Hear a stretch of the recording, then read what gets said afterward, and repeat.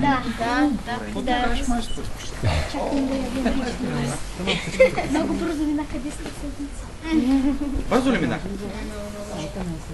5 седмици. 5 седмици. Сега ще ви баща. Уважаеми родители, скъпи гости, дойде и този ден. Занаят и умира и трудно 3.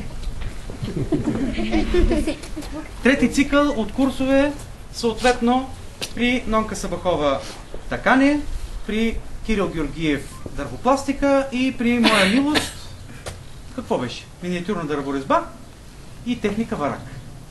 И какво? Като дойдеш на курса? Видя ли нещо ново? Така.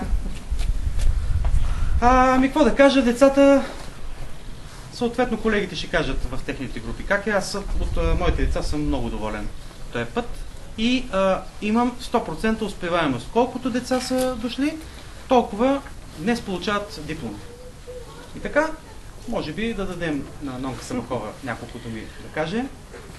Уважаеми родители, за мен беше особено удоволствие да почерпя от желанието на децата да се занимават с художествени занятия. Аз смятам, че ги научих на много първоначални стъпки. Сигурна съм, че съм запалила от тях и те ще доразвият тази си любов към народните занятия. Благодаря на всички родители, които насочват децата си към този вид обучение и ограмотяване, защото на фона на общото европейско и световно не трябва да забравим кои сме били ние. На децата благодаря за това, че ме заредиха с особена жар, особен плам. Те всичките са едни чудесни деца. Всичките успяват. Пожелавам им много здраве на тях, на вас и да продължават все така. Майстор Киро може би да каже. Аз какво да кажа?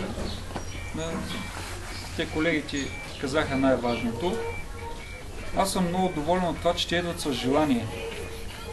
Знаят, че тук оценки не пишем. Това сигурно така малко ги стимулира. Идват с мерак. Групите за напред са пълни за новите курсове.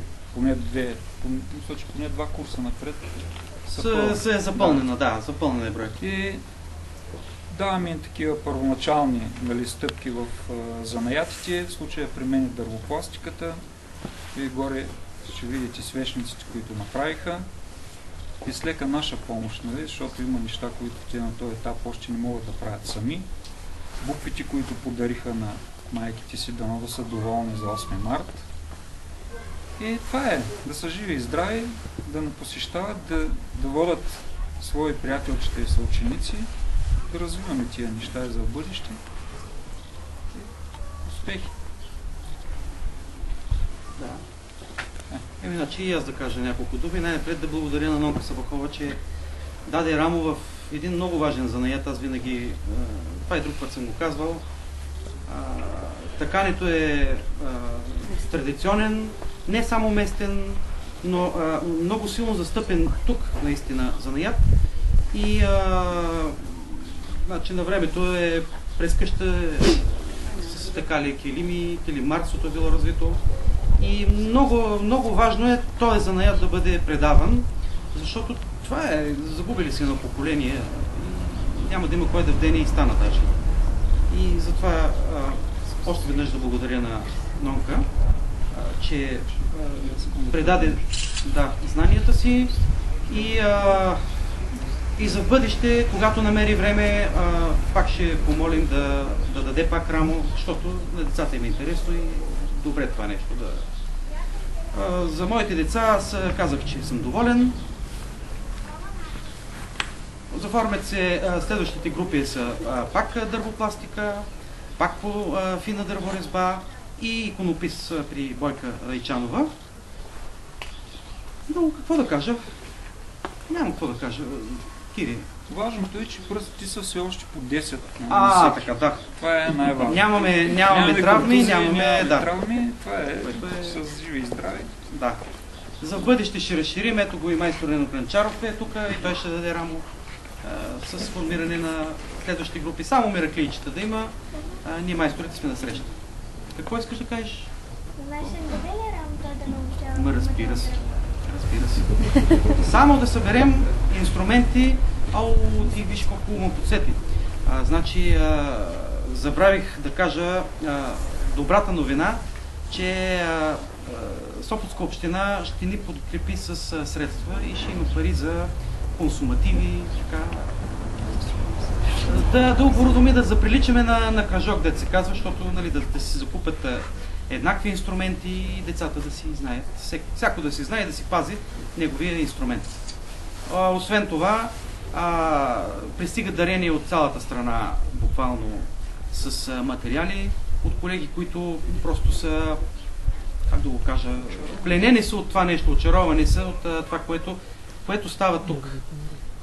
Именно обучаване на деца, връчване на дипломи и включително в един интернет форум Нож.бг има благотворителен конкурс на тема Български нож.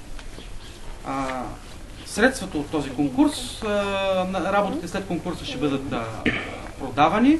Средствата ще постъпят за школа майсторчета. Това е фактически за обучението на децата.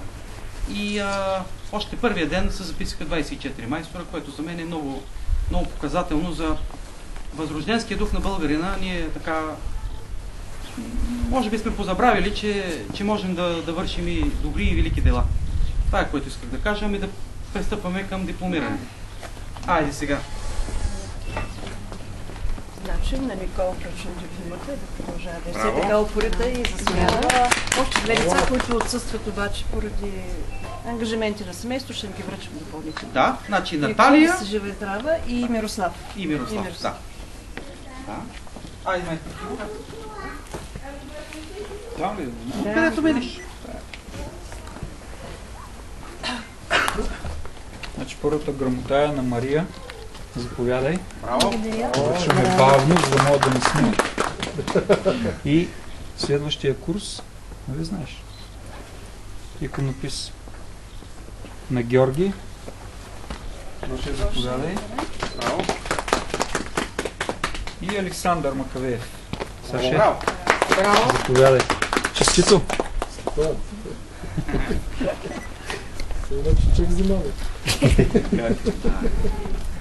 Айде сега. Ценен документ. Първата грамота е на Яница Вангова. Заповядай. Честито. Стиляне. Следващия си ти Стилян Топалов. Заповядай. Честито. И Александър Караджов. Заповядай. Честито. Ами това е, може би сега да направим и традиционната ретро снимка, да се снимат децата с майсторите. И с това церемонията приключва. Цялата част.